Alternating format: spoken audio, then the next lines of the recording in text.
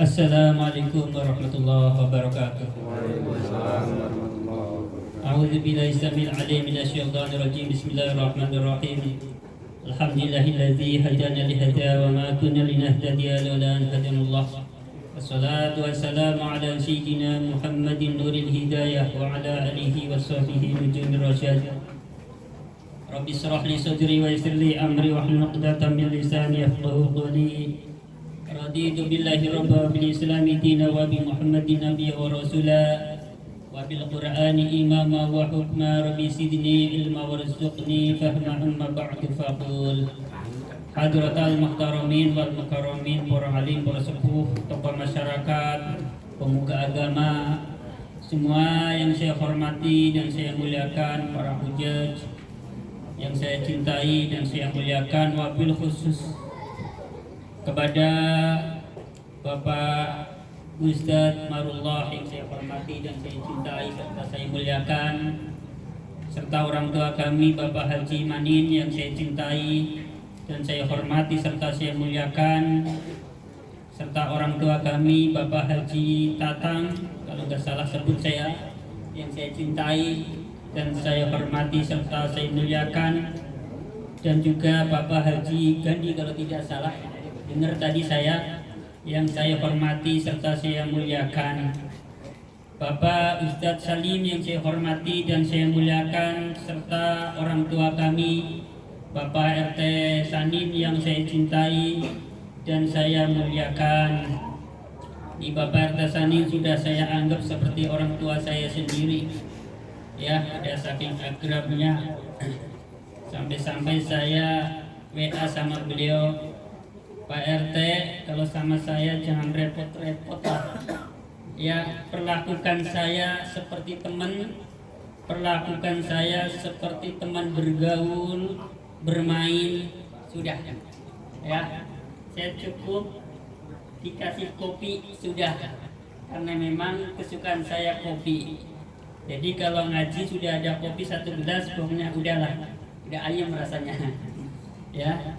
Kemudian yang saya hormati Sahibul Musibah Bapak Syarifuddin beserta istri yang saya hormati dan saya muliakan, dan insya Allah sedang dicintai oleh Allah Subhanahu wa Ta'ala, dan insya Allah Nanda Silvi Safira, insya Allah ini Bapak Syarifuddin akan menjadi bidadari surga.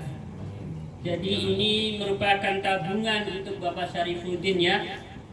Jadi selama bertahun-tahun merawat, membesarkan, mendidik, kemudian diambil oleh Allah Subhanahu wa Ta'ala.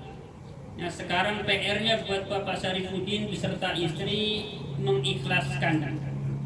Insya Allah kalau Bapak ikhlas, maka putri Bapak ini akan mengantarkan panjenengan, akan mengantarkan ayah ibunya ke dalam surganya Allah Subhanahu wa Ta'ala. Allahumma amin ya rabbal alamin. Saudaraku rahimakumullah semua yang saya hormati, para tamu, para pentakziah, tanpa terkecuali yang saya cintai dan saya hormati, saya muliakan rahimakumullah. Mari kita sama-sama membaca hamdalah Alhamdulillahirabbil alamin sebagai ungkapan rasa syukur kita kehadirat Allah Subhanahu wa Ta'ala yang telah memberikan nikmat hidup yang begitu besar dan begitu banyak kepada kita sekalian. Di antara nikmat hidup yang masih dapat kita rasakan bersama-sama sampai di malam hari ini, alhamdulillah kita masih bisa bersilaturahim secara bermuwajahah bil wujuh, bertatap muka secara langsung, dan ada tambahannya bermusafahah. Kalau di zaman yang serba canggih ini orang bisa bertatap muka tapi tidak bisa bermusafahah. Contoh bersilaturahim dengan keluarga yang jauh, dengan teman melalui video call. Bisa melihat wajahnya tetapi tidak bisa berjabat tangan. Nah, inilah keistimewaan keuntungan bagi orang-orang yang bisa bersilaturahim secara langsung. Karena apa? Karena bisa bermusafahah, bisa berjabat tangan. Makanya biasanya saya kejar tuh. Pokoknya kalau belum ketemu semua ya salamin lah.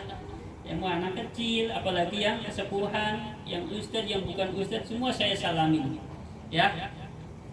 Berdasarkan apa? Berdasarkan hadis baginda Nabi Agung Muhammad sallallahu alaihi wasallam, beliau bersabda, "Ma min muslimaini yaltaqiyani fayatasafahani illa khufira lahu qabla an yatafarraqa."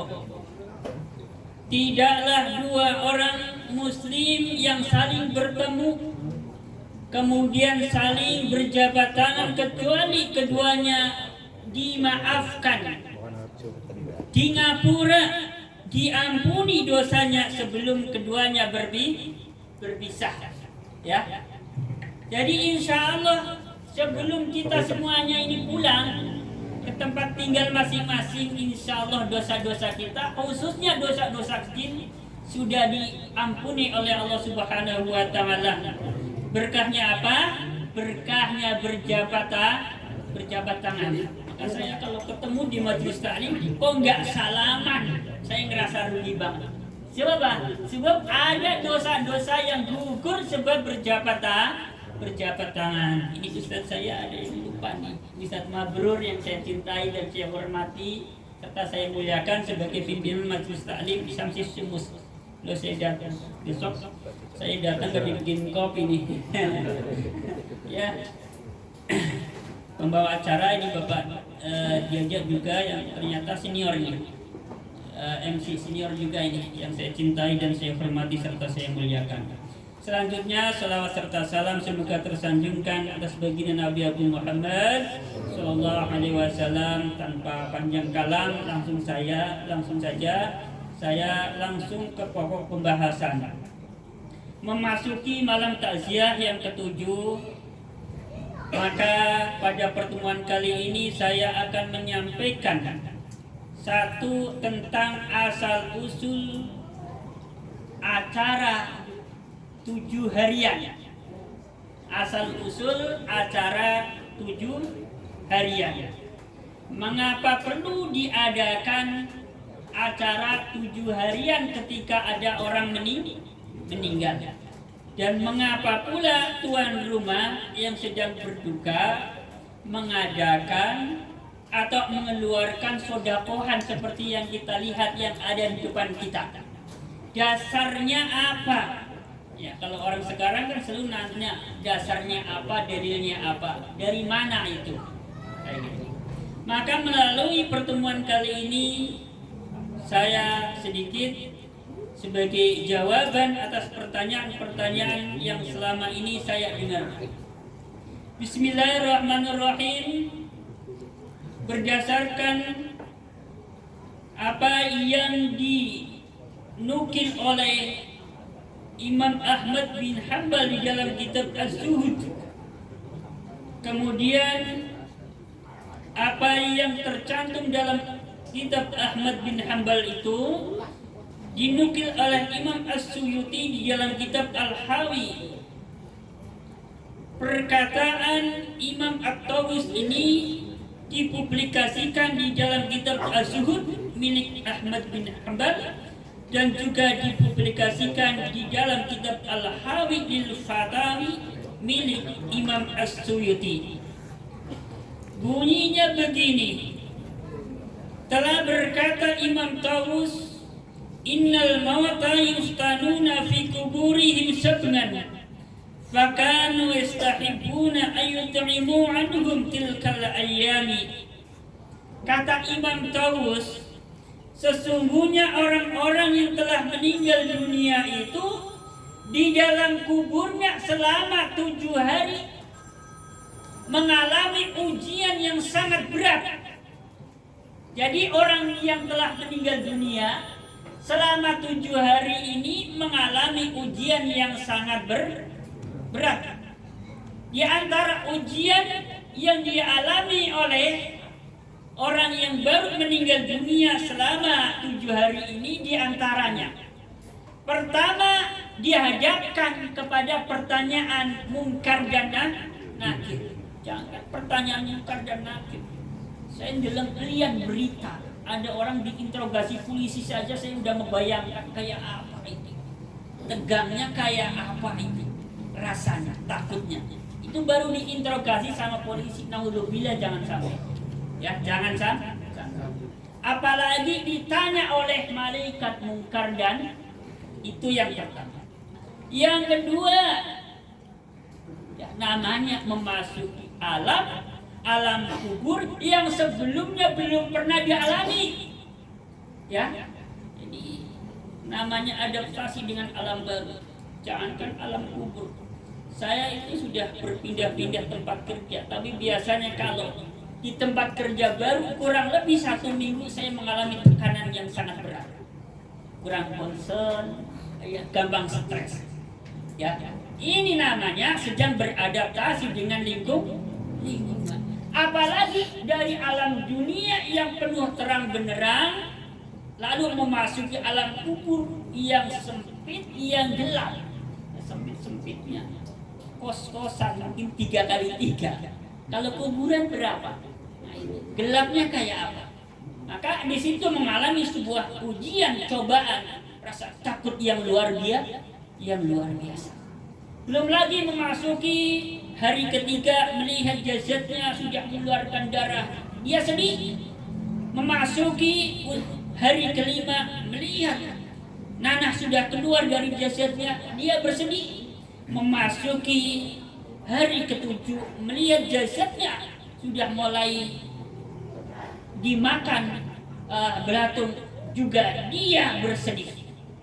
Oleh sebab itu para ulama salaf menghukumi sunnah atau mensunnahkan agar keluarga mayit ini mengeluarkan makanan atau sedekah atas nama almarhum, supaya pahala mengalir kepada beliau, kepada dia almarhum. Jadi ada transfer, nah itu ke sana. Ya, ada bantuan, ditambah lagi dengan bantuan doa-doa tetangga, teman, keluarga. Mendoakan siapa? Mendoakan almarhum yang sedang mengalami ujian yang sangat-sangat dasar. Anak sekolah aja, kita sering sebagai orang tua. Anak mau ujian, diminta doanya sama anak. Pak, tolong ya doakan. Ya, biasa anak saya itu kalau mau tes, mau ujian, WA. Pak, tolong doakan Salsa besok mau tes. Biasanya kayak gitu. Ya. Ini baru ujian di kelas di dunia sudah minta didoakan. Maka sepatutnya, selayaknya kita hadir di sini pertama untuk mendoakan almarhum supaya pertama ditenangkan, tidak dalam resah gelisah yang sangat dasar. Kemudian semoga amal ibadahnya selama hidup di alam dunia diterima oleh Allah Subhanahu wa taala, juga ditempatkan di pertamanan di antara surganya Allah Subhanahu wa taala. Jadi ini alasannya mengapa perlu diadakan acara 7 harian. Kemudian untuk menjawab pertanyaan mengapa para tetangga, teman, saudara dari keluarga almarhum atau keluarga mayit pada datang memberi bantuan berupa makanan. Maaf, ada yang datang bawa air mineral, ada yang datang bawa, kalau di kampung saya beras, ada bawa beras, bawa tempe, kayak gitulah ya. Kalau di kampung saya, kalau di sini biasanya saya lihat di Cipete biasanya bawa buah, pokoknya istilahnya itu snack lah. Itu dasarnya apa? Ada dasarnya apa enggak? Apa itu sekedar tradisi? Rasa enggak enak sama tetangga sedang berduka masih datang, saya datang enggak bawa apa-apa? Atau memang ada dasarnya?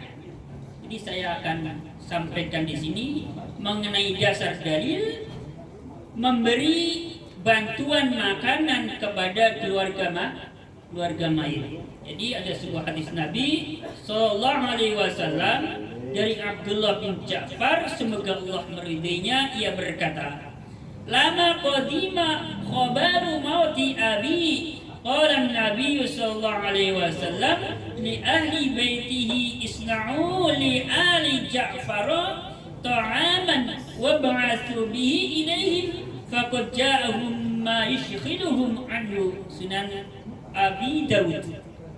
Jadi kata Abdullah bin Ja'far, ia berkata, ketika datang sebuah kabar berita tentang meninggalnya ayahku, maka Nabi Sallallahu Alaihi Wasallam berkata kepada keluarganya, perkataannya begini, isna'u li ali Ja'far ta'aman, buatlah makanan untuk keluarga Ja'far yang sedang berduka. Buatlah makanan untuk keluarga Ja'far yang sedang berduka. Kirimkan kepada mereka, wa ba'atsu bihim ilaihim, kirimkan kepada mereka. Karena apa? Sungguh mereka itu sedang mengalami sesuatu yang membuat mereka itu sibuk sehingga lupa dengan urusan makan. Ya, namanya orang sedang berduka. Gak mikirin nyayur apa, gak mikirin makan apa, gak mikirin mau beli pacitan apa ini. Kalau bahasa saya pacitan ini. Kalau di sini apa namanya? Snack. Gak mikirin begitu.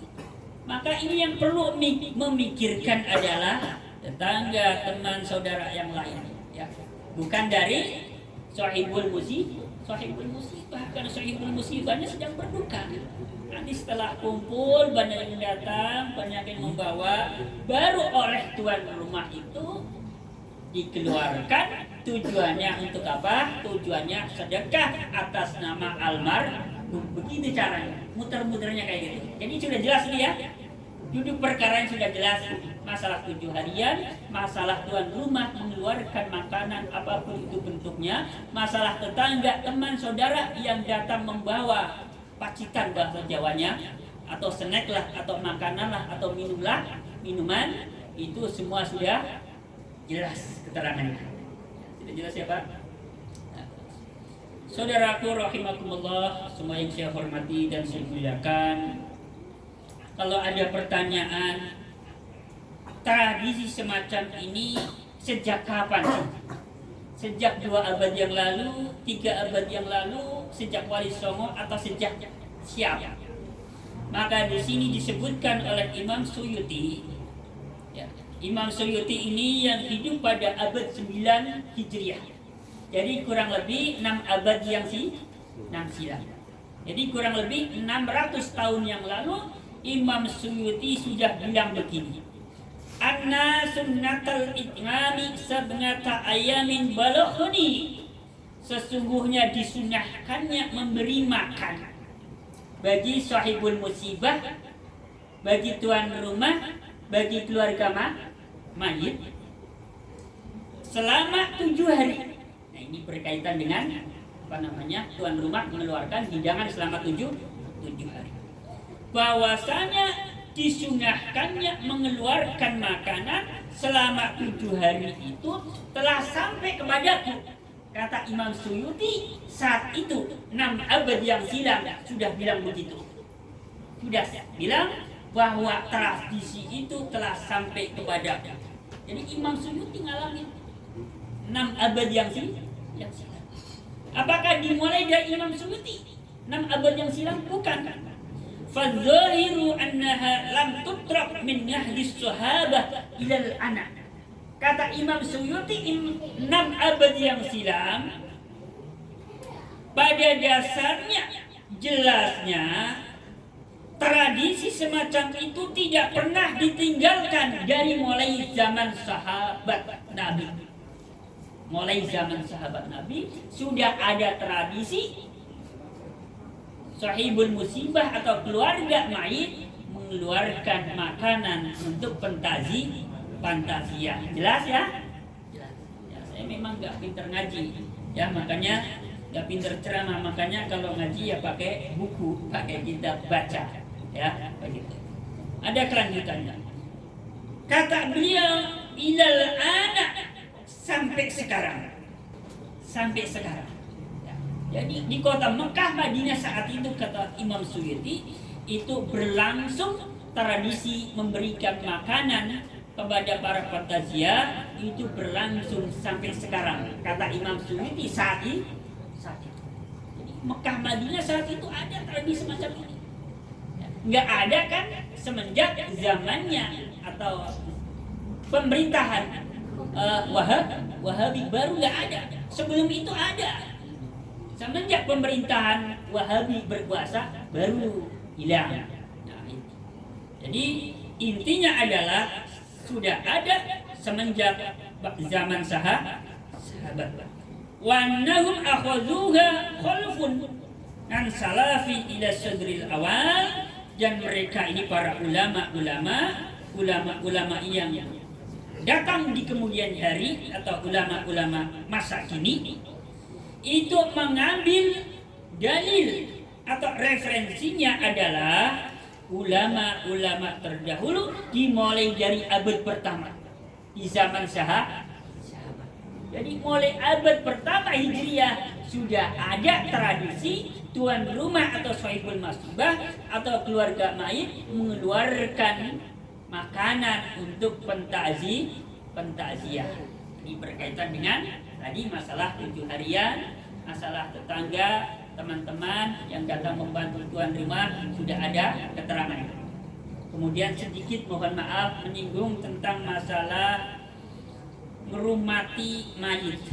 Mohon maaf sedikit, tidak saya bacakan teksnya terlalu panjang. Jadi begini saudaraku rahimakumullah, ini Sayyidah Aisyah pernah ditanya oleh Rasulullah SAW. Pertanyaannya, wahai ibunya orang-orang mukmin, apakah menurut engkau suatu hal yang sangat memberatkan bagi mayit? Maka Sayyidah Aisyah menjawabnya, Allah wa rasuluh a'lam. Allah dan Rasulnya yang lebih mengetahui. Maka Rasulullah SAW bersabda, ini panjang sekali, ya hampir setengah halaman, tidak mungkin saya bacakan, sejam juga nggak kelar. Jadi langsung intinya saja. Jadi satu hal yang dirasakan oleh mayit ketika baru-baru rohnya keluar dari jasadnya, yaitu yang sangat menakutkan buat dia ketika orang yang hendak memandikan datang ke rumahnya. Jadi mayit ini merasakan ketakutan yang luar biasa. Saking takutnya dia bilang begini, wahai orang yang memandikan, aku meminta kepadamu demi Allah, lepaskan cincin yang ada di jari-jariku, jari-jari jasadnya maksudnya, yang telah lepas, dengan pelan-pelan. Karena luka yang ada sebab dicabutnya ruh itu masih terasa, seperti kebakar. Jangan dicabut seperti ini, kesenggol pun rasanya sakit. Tolong pelan-pelan. Ketika melepas cincinnya mayit, pelan. Jadi memperlakukan mayit itu seperti halnya memperlakukan bayi dengan penuh hati-hati.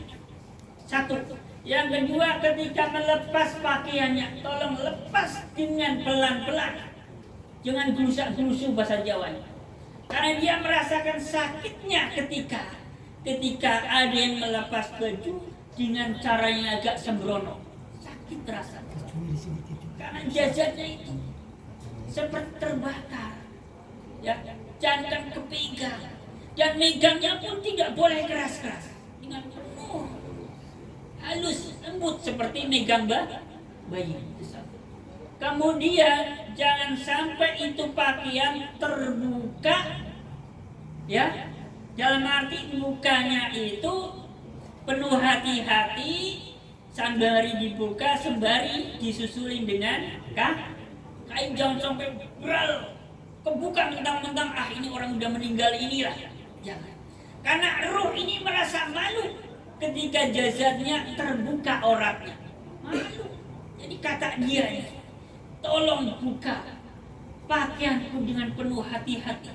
Jangan sampai orang-orang melihat jasadku dalam keadaan telanjang, aku malu, kata ruh. Kata ruh. Hanya saja suara ruh ini tidak bisa didengar oleh dua golongan makhluk. Yang pertama golongan manusia, yang kedua golongan jin. Jadi kata orang Jawa ini, ayam bisa mendengar apa yang dibisikkan atau suara ruh. Makanya kalau kata orang Jawa, kalau ada ayam untuk gelisah kayak gitu, wah ini ada sesuatu di kata orang Jawa. Ada sesuatu. Karena memang yang bisa mendengarkan suara ruh itu termasuk ya ayam, termasuk bebek, termasuk pokoknya selain daripada manusia dan golongan jin. Jadi semua makhluk Allah bisa mendengarkan. Itu yang pertama, masalah melepas pakaian mayit. Ini berkaitan dengan masalah melepas pakaian. Kemudian sedikit ini untuk ya saudara-saudara kita yang kebetulan orang tuanya sudah meninggal, sedikit saya menyampaikan tentang namanya hikayah atau cerita. Jadi boleh ditambah Pak Jaja? Jadi soalnya MC-nya. Ya. Boleh tambah nggak? Terus. Selamat nggak Pak? Terus. Sedikit lagi ini ada hikayah. Kata Pak Jaja tadi selaku pembawa acara, katanya kan saya suruh menyampaikan mau'idhah hasanah. Kalau mau'idhah hasanah bahasa saya adalah pitutur kang bagus, nasihat yang nasihat baik. Biasanya umumnya orang itu kalau mendapati sesuatu yang baik itu enggak langsung dikasihkan ke orang lain, tapi kantongin dulu. Nanti baru kalau ada sisa kasih orang lain. Biasanya begitu.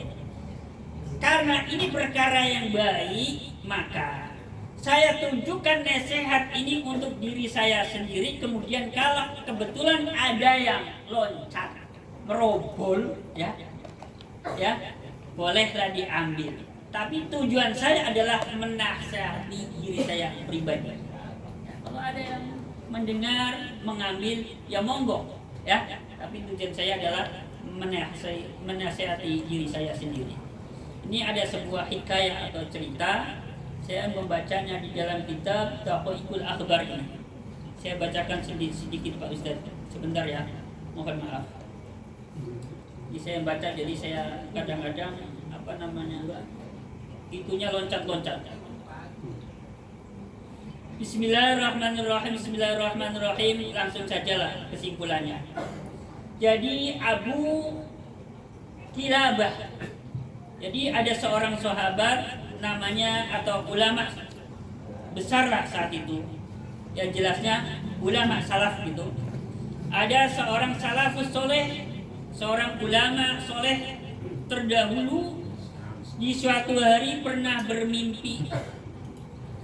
Dalam mimpinya melihat pekuburan atau makbaroh atau kober kalau di sini, ya. Dalam mimpinya dilihatnya kuburan itu meledak, bahasa Jawanya meledak. Apa itu? Meledak. Ngebuka. Kuburan itu ngebuka. Oleh karena kuburan itu ngebuka, orang-orang yang dikubur di dalamnya itu pada keluar, pada duduk-duduk di pinggiran luang. Di pinggiran luang lah di atas tongkrongan di sini. Dalam mimpinya Abi Kilabah melihat banyak mayit yang semua duduk di pinggiran luangannya masing-masing. Dilihatnya setiap orang itu memegangi sebuah mangkok yang mengeluarkan cahaya yang begitu terang.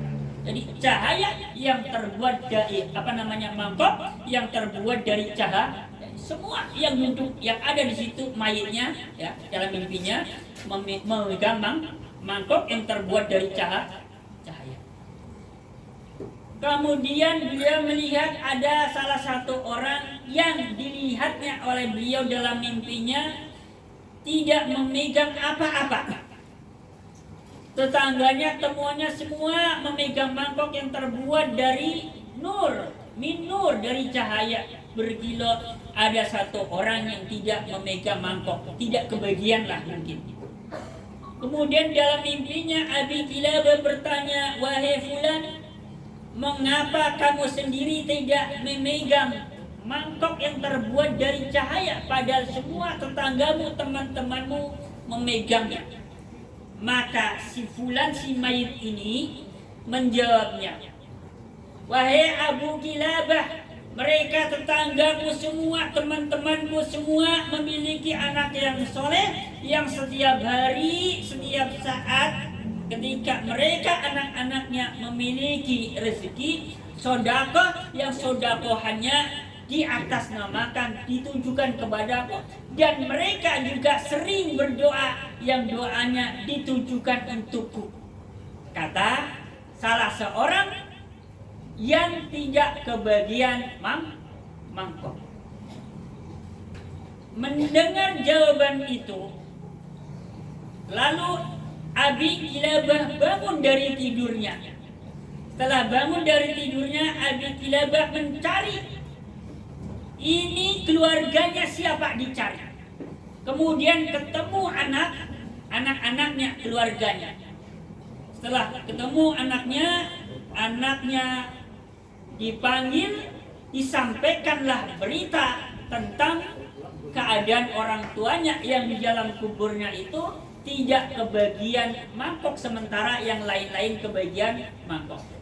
Setelah mendengar cerita tersebut, sang putranya berkata begini, ini atubu bika, saat ini juga aku bertobat lantaran engkau Abu Kilabah, dan aku berjanji tidak akan pernah mengulangi dosa-dosa yang pernah aku lakukan. Dan mulai saat ini juga aku akan berdoa untuk ayahku, aku akan bersedekah atas nama ayahku. Kata sang anak setelah mendengar cerita Abi Kilabah dalam mimpinya. Selang beberapa tahun kemudian, Abi Kilabah mimpi lagi. Mimpi melihat di pekuburan itu seperti tadi, tanah pekuburan buka atau berbeda. Semua dilihat di situ sudah memegang mangkok semua. Tidak ada yang tidak mangkok. Tidak ada yang tidak memegang mangkok, termasuk orang tua dari anak tadi. Justru yang dilihatnya dalam mimpi yang kedua ini, orang tua dari sang anak yang tadinya pendosa kemudian tobat menjadi ahli sedekah, ahli ibadah. Justru mangkok yang ia pegang, yang ia dapatkan justru lebih terang dari mangkok-mangkoknya tetangganya, temannya. Sampaikan lagi cerita itu kepada putranya bersyukur kepada Allah Subhanahu wa taala. Wahai Abu Kilabah, aku berterima kasih sekali atas berita yang kamu bawa kepadaku. Dan oleh karena itu, Bapakku di alam kubur menjadi senang, menjadi gembira karena aku telah bertobat. Jadi kesimpulan dari cerita ini sebenarnya yang ingin saya sampaikan, mari kita semua yang memiliki orang tua yang sudah meninggal dunia, ayo jangan lupa sedekah walaupun 2.000 rupiah. Kita atas namakan bapak ibu kita, kakek kita, ya pokoknya orang tua kita. Biasanya saya maaf walaupun 5.000 rupiah saya masukkan ke kotak amal, biasanya belum masuk. Aku sedekah atas nama bapakku Talqis bin Hasan Basri, bapak mertuaku Muntohib bin Nasruddin, simbahku Dulahamdi bin Hasan Munadi, simbahku Hasan Basri bin Udawi Kromo. Biasanya saya begitu, ya. Jadi biarpun 5.000 rupiah bahasanya maaf ini, ya, insya Allah buat mereka, buat orang tua kita, buat kakek kita itu sangat-sangat berharga. Insya Allah kan sampai. Jadi begitu caranya. disebutkan yang kita komen untuk yang barang siapa yang bersedekah kemudian di atas namakan orang tuanya, maka orang tuanya mendapat pahalanya. Kita sebagai anak, sebagai cucu juga mendapatkan pahala apa yang kita sedekahkan tanpa mengurangi pahalanya. Jadi kalau saya gambarkan sedekah jeruk 1 kilo di atas namakan bapak, nilainya umpamanya 100, itu bukan 100 dibagi 2 untuk bapak 50, untuk anak 50, tidak.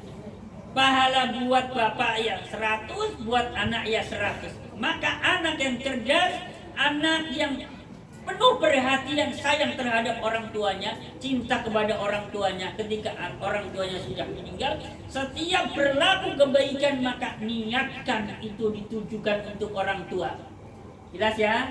Mohon maaf saya tidak bermaksud menasehati semua yang hadir di sini, tapi saya menasihati dan sekedar bercerita tentang perilaku saya biasanya ketika sedang ada sedikit rezeki. Saya selalu niatkan untuk kedua orang tua saya, ya orang tua kandung, orang tua mertua, mbah-mbah saya. Ya, ini barangkali yang saya sampaikan pada pertemuan kali ini, walaupun sedikit dan sedikit agak ribet juga. Udah sedikit agak ribet. Ya karena memang saya bukan penceramah, bukan ahli ceramah ya. Jadi ya nggak bisa lama, ribet pula. Ya, jadi beda ya, beda sama ahli ceramah. Jadi saya memang tidak bakat untuk menyampaikan ceramah. Jadi mohon maaf apabila dalam penyampaian saya kurang enak didengar, bahkan mungkin kurang berkenan di hati saudara-saudaraku semuanya, wabillahi khusus kepada para ustadz, para ujaz, para tokoh masyarakat, mohon dibukakan pintu maaf yang seluas-luasnya apabila penyampaian saya ada yang kurang berkenan.